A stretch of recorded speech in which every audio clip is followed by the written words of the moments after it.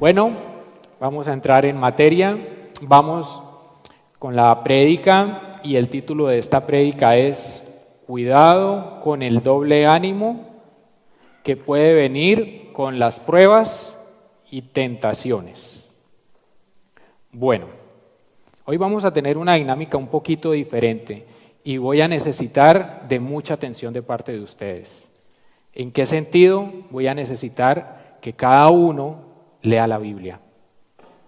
Cada uno, por favor, puede sacar su celular, si tiene la Biblia ahí, solo si la tiene ahí, y también si la trajo en físico, excelente. Vamos a estar leyendo versículo a versículo el estudio de Santiago. Hoy vamos a ver Santiago, el libro de Santiago. Recuerdan que vamos a hacer un recorderis pequeño de lo que el pastor nos había dicho antes. Entonces vamos a ver el libro de Santiago. Él ya nos hizo una introducción de quién era Santiago, de en qué época lo escribió y para quiénes los escribió, ¿cierto?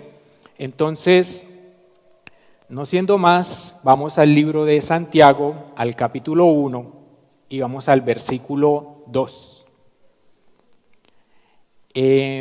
Por favor, ya estamos ahí en la palabra. Santiago, capítulo 1, versículo 2. ¿Me confirman con un amén? Esa es la actitud. Dice la palabra del Señor: armados hermanos, cuando tengan que enfrentar cualquier tipo de problemas, considérenlo como un tiempo para alegrarse mucho. Esto está como que uno lo lee y como que espere lo leo otra vez porque como que esto está muy raro. Amados hermanos, cuando tengan que enfrentar cualquier tipo de problemas, considérenlo como un tiempo para alegrarse mucho. No como que sufrimiento, problemas con gozo, con alegría, eso no cuadra. ¿Qué está pasando acá? Entonces vamos a ver. Santiago le escribe esta carta a unos hermanos y lo voy a poner como en este contexto. Imagínense que el gobierno por dadas circunstancias tiene la pena de muerte. El gobierno australiano dijo hay pena de muerte y resulta y pasa que al pastor Cristian, que no va a pasar, ¿cierto? Al pastor Cristian lo condenan a pena de muerte. Lo ejecutan y de repente dicen, él tiene como que unos diáconos, hay unos diáconos por ahí que son los líderes de la iglesia y llega y dice, bueno, esos líderes también hay que perseguirlos y resulta y pasa, yo conozco a los diáconos pero me voy a poner de ejemplo a mí, supongamos que dicen, capturan a John y también lo ejecutan. Y ya comienza la gente a hablar y a decir, oiga, pero ¿qué está pasando? Ya va el pastor Cristian, ahora va el hermano John, ahora ¿quién más va a tener que morir? Ustedes no se van y resulta y pasa que investigan y dicen, es que los que asisten a Livingstone son los que están en peligro. ¿Ustedes qué hacen? A lo menos se desaparecen. O a lo menos dicen, ¿usted conocía a Cristian Aldana? No, yo que voy a conocer a Cristian Aldana. Dice que, ¿a John? ¿John? ¿John qué? Se perdió. Aquí había 5 Johnes. A mí me especifican porque me pierde. ¿Cierto? Nos hacemos los locos. Pero en pueblo chiquito, infierno grande, allá no hay 2 millones de habitantes. Y ya los tienen ubicados. ¿Qué tienen que hacer? Emigrar, tienen que salir de ahí, tienen que mirar qué hacen porque si se quedan ahí comienzan a investigar y el primero que cante comienza a cantar con los demás. Bueno, en términos quiere decir al primero que delate comienza a delatar a los demás. Pónganlo en esos términos y usted dice, bueno, yo me tengo que ir de acá porque aquí tarde que temprano voy a caer si me quedo acá. ¿Listo? Entonces me voy. Y todos sabemos que ser emigrantes, la mayoría, ¿cierto?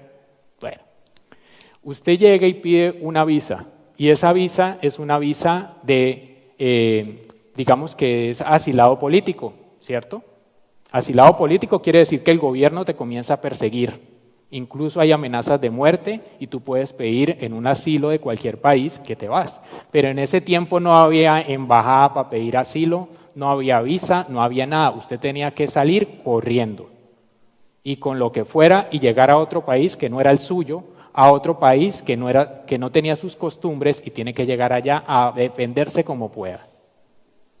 Y usted cuando está allá en ese país, por lo menos nosotros estamos acá, creo yo, que es porque usted quiere estar acá, ¿cierto? Pero ellos estaban allá porque estaban huyendo de la muerte, estaban huyendo de los que lo perseguían. Entonces pónganse en ese contexto. Y cuando estaban allá, ellos estaban huyendo porque le creían en el pastor Cristian, bueno, en Cristo. Entonces ya lo vamos poniendo en contexto. Ellos están allá, están en una situación horrible. No había derechos humanos, entonces si allá los cogían donde fueran, los podían matar, prácticamente podían hacer con ellos lo que quisieran, ¿cierto? Entonces, cuando uno está en medio de esas circunstancias,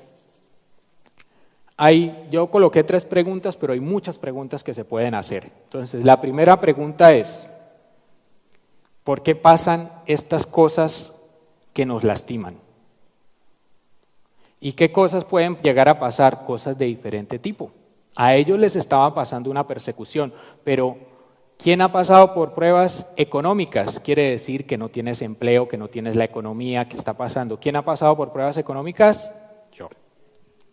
Y yo sé que algunos de ustedes, no todos porque hay gente muy pudiente acá, pero algunos han pasado por pruebas económicas. Otros están pasando por enfermedades. Y de pronto algunos no están pasando por enfermedades en su cuerpo, sino en su mente. Y a algunos se les han enfermado familiares, queridos. Y a algunos se les llegan a enfermar familiares estando lejos, sus madres, sus padres, sus hijos. ¿Cierto? Son cosas que uno dice, pero ¿de dónde me viene esto? Y tras de eso, yo tengo otros problemas acá que solucionar y tras de eso me está pasando eso. O sea, son unas pruebas fuertes, ¿cierto? Entonces, ¿por qué me pasan estas cosas? Si se supone que yo tengo un Dios todopoderoso que cuida de mí, que cuida de mi familia, y yo tengo problemas económicos, tengo problemas de salud y aparte problemas familiares, cualquier cosa. Me puede estar sucediendo, pero ¿por qué si Dios luego no cuida de mí? ¿No es un papá que cuida a sus hijos? ¿No es un papá que quiere lo mejor para nosotros? Son unas preguntas fuertes y son preguntas que se hacen supuestamente. Hay personas que no creen en Dios, ¿cierto?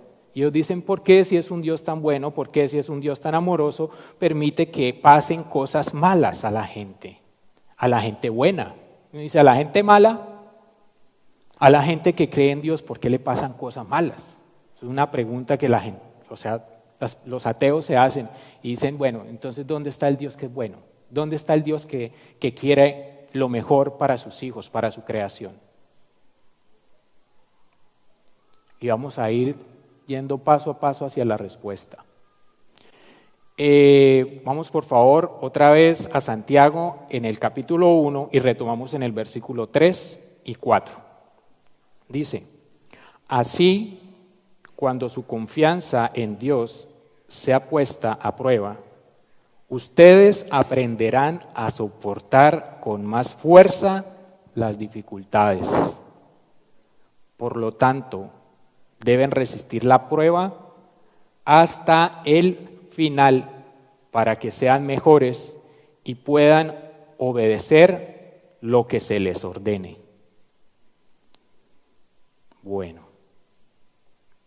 aquí dice que NTV, el versículo 3 y 4. Así que cuando su confianza en Dios sea puesta a prueba, ustedes aprenderán a soportar con más fuerza las dificultades. Por lo tanto, deben resistir la prueba hasta el final, para que sean mejores y puedan obedecer lo que les ordene. Bueno, yo les voy a hacer una pregunta. ¿Quiénes aquí han hecho test de conducir? No solo acá, sino en Colombia, o quienes han certificado. ¿Quiénes aquí saben qué es el PTE o el IELTS? Veo que están interesados, ¿cierto? Bueno, eso es una prueba, ¿cierto? ¿Cierto que es una prueba? Y es un dolor de cabeza para algunos es un muro, para algunos es una barrera, para algunos les está desangrando el bolsillo las pruebas del PTE o las del IELTS, me incluyo, ¿cierto? Y esto cuesta, y nos cuesta tiempo y estudio, y es para algunos, aquí hay mucha gente bilingüe, ¿cierto? Pero hay algunos que nos cuesta, y estamos dándole, uno se siente que le está dando como al aire, pero vamos para adelante, ¿cierto? ¿Por qué? Porque yo tengo esta prueba y la tengo que pasar, ¿cierto? Si ve que las pruebas, ¿y para qué usted quiere eso? Porque quiere pasar el PTE y ojalá por encima de 65 proficient, ¿cierto? Mínimo, ¿cierto? Queremos llegar alto, queremos, y el test yo lo necesito para conducir, de pronto para trabajar, ¿cierto? Algunos se los van a pedir, otros simplemente para poder manejar un carro, pero tú necesitas pasar esa prueba y lo haces con un propósito. Ahora Dios nos está diciendo que esto es para algo, ¿cierto? Pero ¿qué es ese algo? ¿Qué es ese algo tan importante para la vida del cristiano?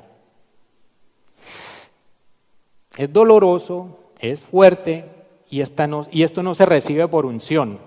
Ustedes han visto que por unción, ¿qué quiere decir? De pronto llego acá, llega el pastor Cristian y dice, vengan aquí y yo les pongo las manos y ustedes van a tener paciencia, paciencia, paciencia, paciencia.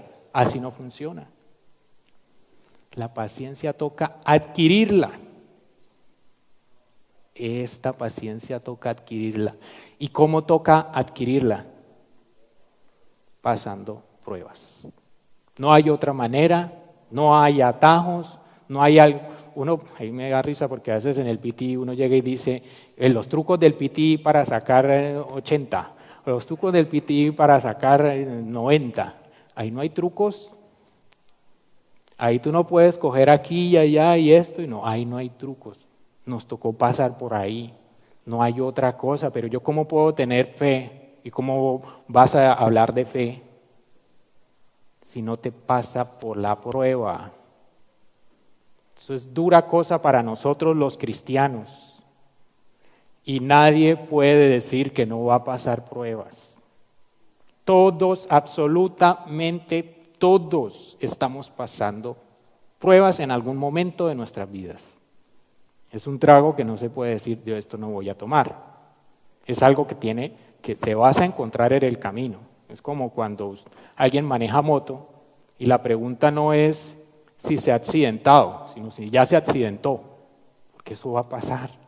El que está montando cicla, el que aprendió a montar cicla, se tuvo que haber caído. Vamos a pasar por ahí y no nos va a gustar, pero tienes que pasar por ahí porque Dios quiere de ti paciencia. ¿Y qué pasa con la paciencia? La paciencia da algo que se llama carácter. Carácter. ¿Ustedes han visto personas con carácter? ¿Qué son una persona con carácter? Una persona que no se dobla. Una persona que no dice hoy sí y mañana no. Es una persona recta. Es una persona que usted dice, oiga, esta persona tiene carácter. Ustedes cuando ven a una persona y ven a un político, por ejemplo, ¿ustedes votarían por un político? ¿Ustedes querían que los gobernara un político que no tuviera carácter? Que hoy te dice sí y que mañana te dice no. Bueno, los políticos son así. pero por lo menos, alguien que tenga como templanza. O sea, uno dice, bueno, yo no me gusta entrar en política, pero me toca ahí por los lados. Yo sé que hay presidentes que han hecho cosas horribles, pero hay presidentes que tuvieron carácter y dijeron, así el resto me diga no, yo digo sí. Por ejemplo, Nayib Bukele. Yo a ese señor me le quito el sombrero. Se le vinieron encima derechos humanos, ONU, de pronto está haciendo cosas que no debe, ¿cierto? Pero, ¿qué está haciendo? Está sacando ese país adelante por encima del Fondo Monetario Internacional, por encima de la ONU. Y él sabe qué es lo que tiene que hacer. Y él sabe que ese país tenía un problema y eso tenía que atacarse. Y él dijo, aquí en este país va a haber seguridad y aquí en este país vamos a poner en línea a las bandas criminales. Cielo y tierra, pero la guerra va contra ellos. Y ahí va ese país. ¿Y por qué? Porque ese señor tiene carácter. Ese señor tiene carácter. Y eso que uno ve allá se adquiere con pruebas. Porque él no puede llegar allá a tener ese carácter si no pasa por pruebas. Y Dios quiere que nosotros lleguemos a tener carácter. El apóstol Pablo decía en 1 Corintios, en el versículo 11, en el capítulo 11 que diga, en el versículo 1, hay algo sencillito, pero esa debe ser una de las premisas que tenemos. En 1 Corintios, capítulo 11, versículo 1, dice la palabra del Señor, sed imitadores, él decía, Pablo decía, sed imitadores de mí, así como yo de Cristo. Cristo tenía carácter, el carácter más fuerte que usted se pueda imaginar, porque tenía mucho dominio, tenía paciencia, tenía muchas características impresionantes. ¿Y qué hacían sus seguidores? Tratar de tener ese mismo carácter. Mire cómo vamos, comenzamos con las pruebas, pero las pruebas ¿por qué? Porque necesitamos paciencia. ¿Y la paciencia para qué? Para tener carácter. ¿Y el carácter para qué? Para ser como Cristo. Ahí vamos.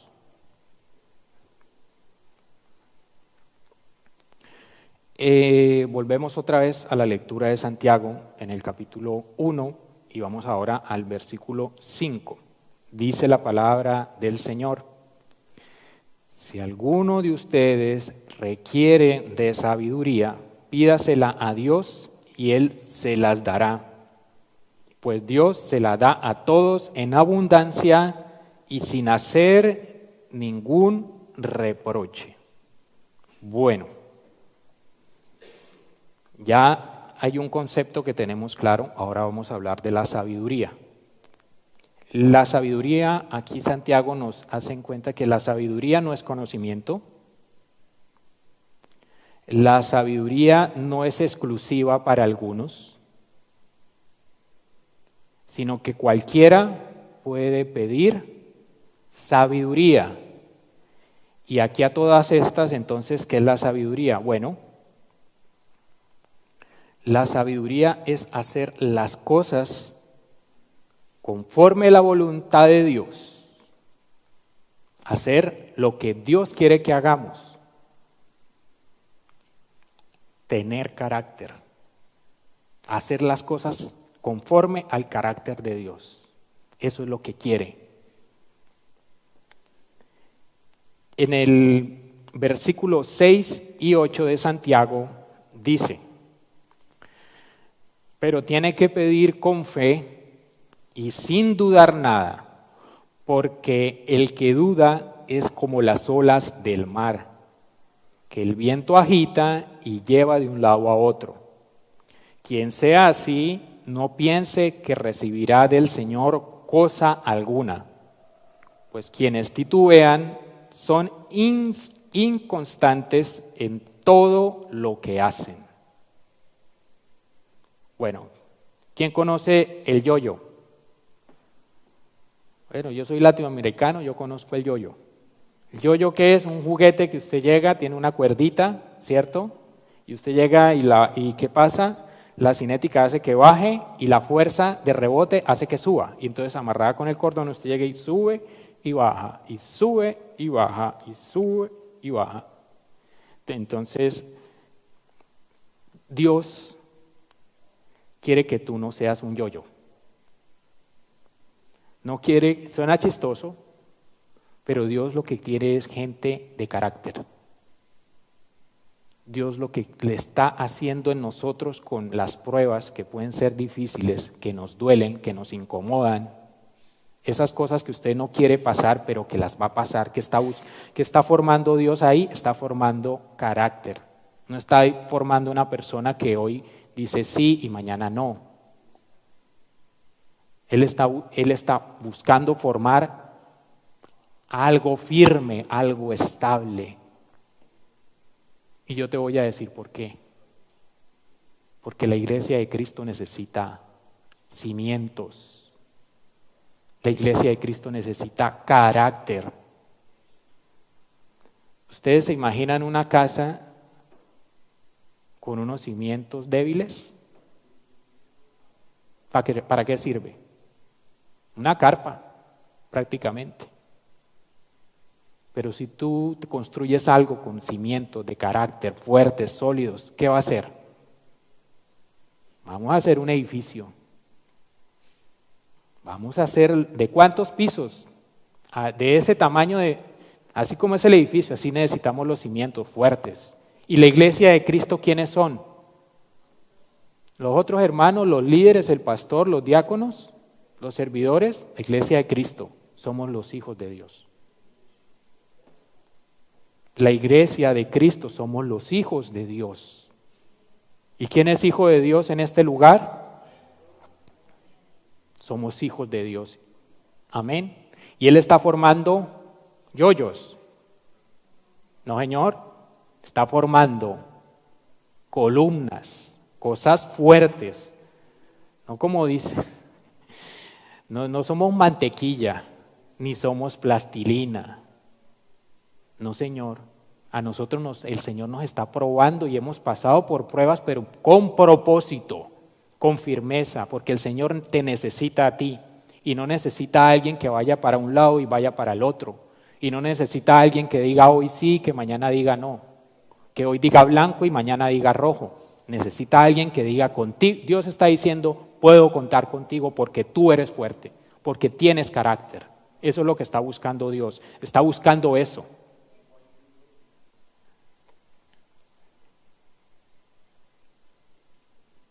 Ahora vamos al versículo 9 y 11. El hermano pobre debe sentirse orgulloso cuando sea exaltado. El rico debe sentirse igual cuando sea humillado. Porque las riquezas pasan como la flor del campo. En cuanto sale el sol, quemándolo todo con su calor, la hierba se marchita y su flor se cae, con lo que su hermosa apariencia se desvanece.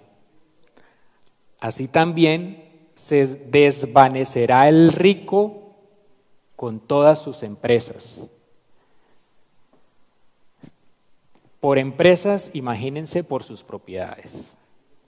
Bueno, aquí hay algo. Nosotros nos esforzamos porque tenemos sueños. ¿Quién tiene aquí sueños? Yo tengo muchos y estoy luchando por ellos día a día. Me esfuerzo. Hay personas acá, no tengo que volver a decir, que madrugan. Hay personas acá que trasnochan. Hay personas acá que hacen trabajos que no quieren hacer.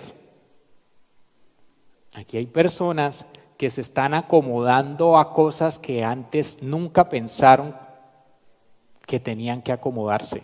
Hay gente haciendo cosas que ya no quiere hacer más. Y la pregunta es, ¿pero por qué hace todo eso que es para usted como tan en contra de lo que es usted? Es porque usted tiene un propósito, ¿cierto? Quiere algo. O si no, no se levanta a las 3 de la mañana. No me diga que es solo por el dinero, porque el dinero es papel. Tiene un sueño grande, algo más grande, ¿cierto? Bueno, el rico tiene mucho y el pobre no tiene casi nada. Entonces, el que tiene mucho, ¿cierto? No tiene por qué gloriarse en lo que tiene. Porque cuando esa persona fallece, ¿quién se va a quedar con eso? Si tiene hijos, los hijos. Pero como ahora pues, hay mucha gente que no tiene hijos, pues ¿quién se va a quedar eso? Pues el gobierno. Eso es efímero. Pero lo que yo voy es que, fíjense que a veces nos esforzamos por cosas, pero que no nos vamos a poder llevar. Los sueños que ustedes tienen, cada uno de ustedes piensan de pronto en sus hijos y en sus generaciones, y eso está bien. Pero nosotros estamos trabajando, yo lo tomo así, y espero que ustedes me entiendan. Nosotros estamos trabajando para cosas que son más grandes que nosotros. Nosotros estamos trabajando para la gloria de Dios. Nosotros estamos trabajando para la gloria de Dios. Eso es eterno. Eso aquí cualquier cosa se limita, aquí cualquier cosa se acaba, aquí cualquier cosa termina, pero nosotros como cristianos estamos trabajando para la gloria de Dios. Estamos trabajando. Y si usted está trabajando solo por lo suyo, y si usted está trabajando tal vez por sus metas, por sus sueños, eso está bien, pero acuérdese que aquí nosotros estamos trabajando para la gloria de Dios.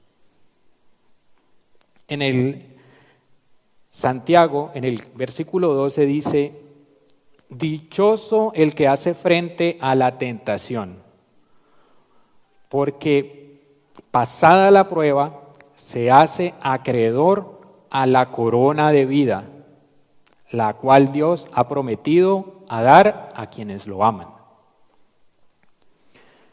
Bueno, aquí hay un término ahí que es corona de vida, pero eso ya hace parte de otro estudio, ¿cierto? Que el pastor alguna vez, ¿alguien se acuerda de la escatología?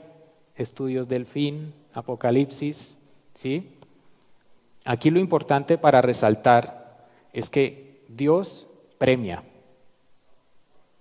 Dios tiene cosas buenas para nosotros, en esta tierra y allá. Allá tiene cosas buenas, muy buenas, excelentes. ¿Para quiénes? Aquí está, el que hace frente a la tentación, porque pasada la prueba, se hace acreedor a la corona de vida. Y aquí hay otro término, tentación. Caramba, ¿cuál es la diferencia entre las pruebas y cuál es la diferencia entre la tentación? ¿Cuál es la diferencia? Bueno, las tentaciones son lo que le pasó a Adán y Eva. ¿Qué le pasó a Adán y Eva? La serpiente los tentó. No cayeron en una prueba, no fue que su hijo cayó enfermo, no fue que su mamá cayó enferma, no fue que ellos tenían problemas de economía, no. La serpiente los tentó y le dijo, miren, cómense mejor de esta porque así ustedes van a ser como Dios. De la misma forma, nosotros estamos siendo tentados. Pero aquí Santiago nos aclara por qué.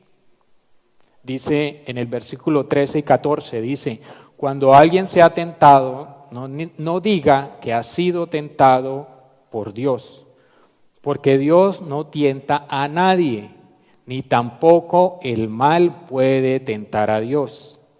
Al contrario, cada uno es tentado cuando se deja llevar y seducir por sus propios malos deseos. Entonces, ¿de dónde vienen las tentaciones según Santiago? De nosotros mismos. Yo mismo me estoy tentando. Los que hemos tenido problemas con algunos aspectos de nuestras vidas, sabemos que eso estaba dentro de nosotros. ¿De qué estoy hablando? Por ejemplo, pornografía. Alguien que tiene problemas con el alcohol. Esto está dentro de mí. Ese problema está por acá. ¿Y yo qué debo hacer? Si alguien me ofrece una cerveza y yo he tenido problemas con el alcohol, yo, ay, no, gracias, porque yo sé que termino mal.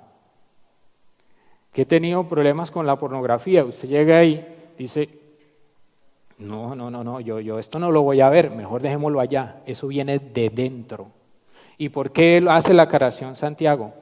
Para decirle, no es Dios el que te está tentando para que hagas lo malo.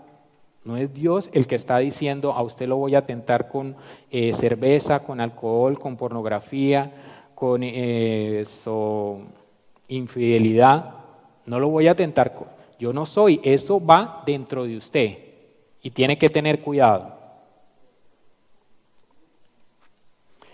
En el versículo 15 dice, el fruto de estos malos deseos, una vez concebidos, es el pecado, y el fruto del pecado, una vez cometido, es la muerte. Bueno, yo aquí voy a hacer un pequeño reto. ¿Quién conoce un pecado que tenga buen fin? ¿Quién conoce un pecado que practicándose constantemente tenga un buen fin? No hay, porque el pecado te hace daño físicamente y te puede hacer daño en tu mente. Si hay una persona que es alcohólica y comienza a tomar y no para de tomar, ¿qué puede pasar con su cuerpo? Cirrosis y problemas de salud. Si hay una persona que es promiscua, ¿cierto? O que es infiel, ¿cierto? ¿Qué puede llegar a pasar? Pues puede llegar a contraer una enfermedad, ¿cierto? No hay pecado bueno. Incluso alguien dice, bueno, pues, ¿qué puede? Bueno, no, pues yo trabajo mucho para tener dinero, bueno, siga trabajando hasta que no pueda más. No hay pecado bueno.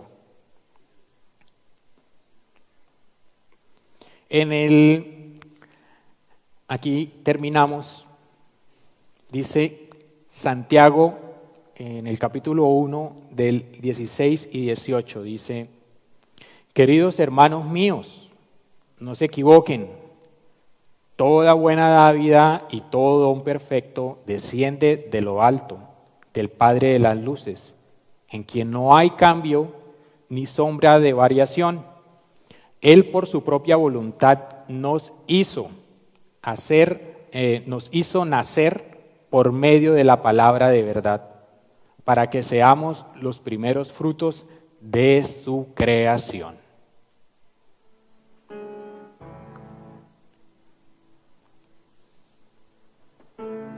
Todo puede cambiar. De hecho, ustedes se dan cuenta, el conocimiento cambia muchísimo. Yo les voy a hablar, por ejemplo, del conocimiento en salud. Antes decían que el huevo era malísimo, que era malo por el colesterol, que era malo por tantas cosas, y ahora resulta que el huevo es un superalimento. Y hace unos años que uno decía, eso es malo.